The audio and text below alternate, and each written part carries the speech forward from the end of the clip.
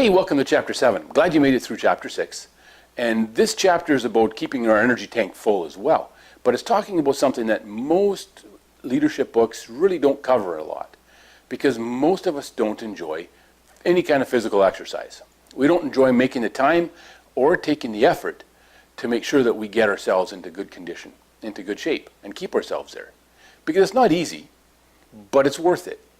So you're going to notice around me that I've got a number of weights here, and this gym is actually in our home. It's in our garage. Now this has only been set up the last couple of years.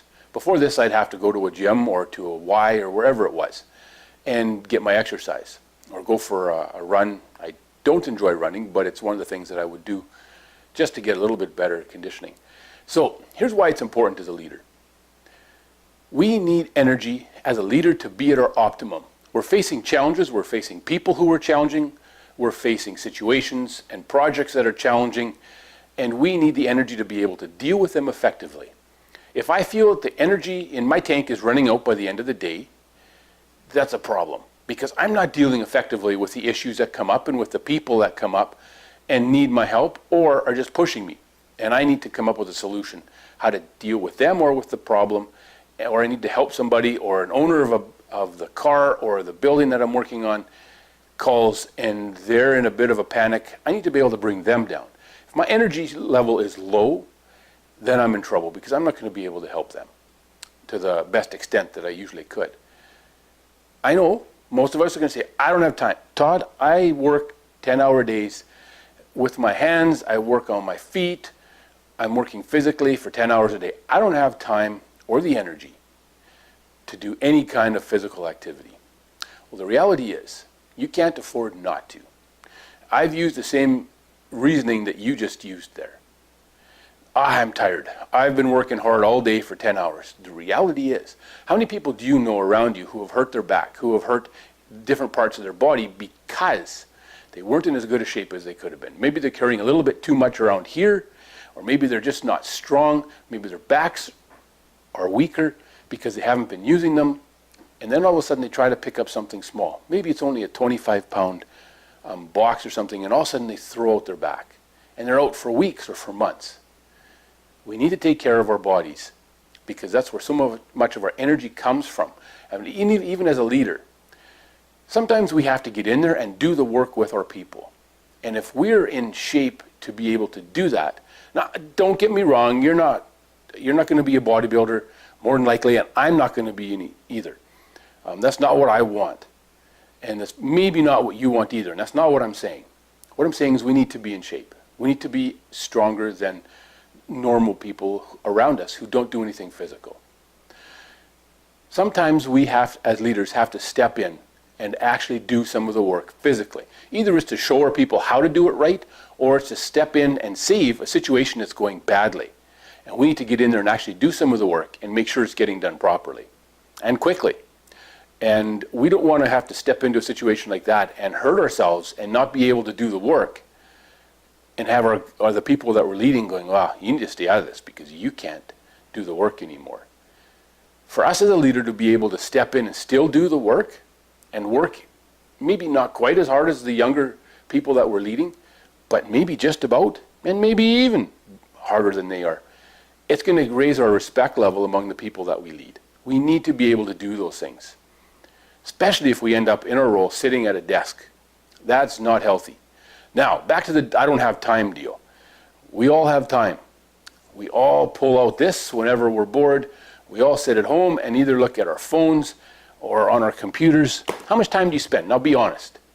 If I'm honest, it's kind of an uncomfortable number. It doesn't make me feel great to realize how much time I spend in front of a screen. My phone, my computer, my TV.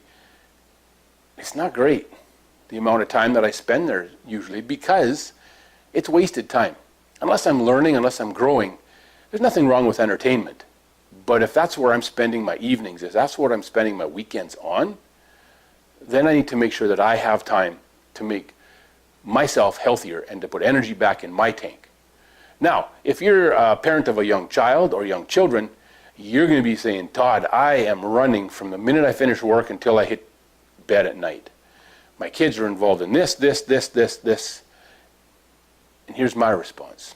maybe that's not the healthiest lifestyle you could be choosing for you or your children. I've been there.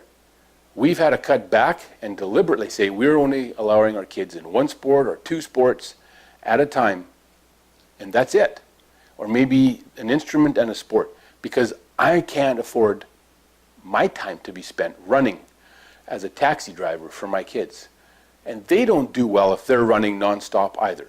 Studies are showing more and more and more that our children are not getting the free time that they need to just play with other kids or to hang out with other kids or to even do their homework because they're running from activity to activity to activity. So if that's the treadmill you find yourself on right now, it's not going to get you healthy. It's going to drain you. You need to make decisions for you and for your family to get healthy. That you need to spend time on yourself to make sure that you're healthy for the sake of your job, for the sake of your leadership, and for the sake of your family, and for your own sake, so that you're healthy, so that you can enjoy the things that you want to enjoy. Now, like I said, probably none of us are going to be, or very few of us anyway, are going to be actual bodybuilders. I'm not saying you need to spend an hour a day, 5 days a week in the gym. Not at all. 30 minutes a day, 3 or 4 times a week is more than enough for most people to get started on a healthy lifestyle. And if you've never done anything physical, or maybe not for a long time, a brisk walk is a good idea to start with. And if you're going to get into doing some weights, which is really good, especially as we get older, it's really good for our hormone levels and also for our bones and muscles and joints to do moderate weightlifting because it keeps us healthy. It keeps us strong and vibrant. And you need that as a leader. Before you jump into it, find a reputable trainer who's going to help you with a program that suits you. Go to your doctor and just get a checkup and make sure. If you've been sitting at a desk for a long time, you're going to need to make sure that you can what you can handle. You need to make sure that you're not going to jump in too hard and cause more problems. So find out where you're at physically, and then get someone to help you put a program together. If you don't have access to a trainer, maybe you don't have the finances right now. I get that. I've been there before. There's lots of help online. The key is to do something. People always say, do something you enjoy. Yeah, maybe. But maybe the thing I enjoy doesn't give me the physical challenge that I need to get better. Maybe I'm going to enjoy it more and more as I've done it longer and longer and get better at it. So don't necessarily follow the advice of the people around you, but find reputable people who can give you good advice and help you on your path to filling up your energy tank so that you can step into those situations, so that you can lead effectively and get home at the end of the day and have energy left.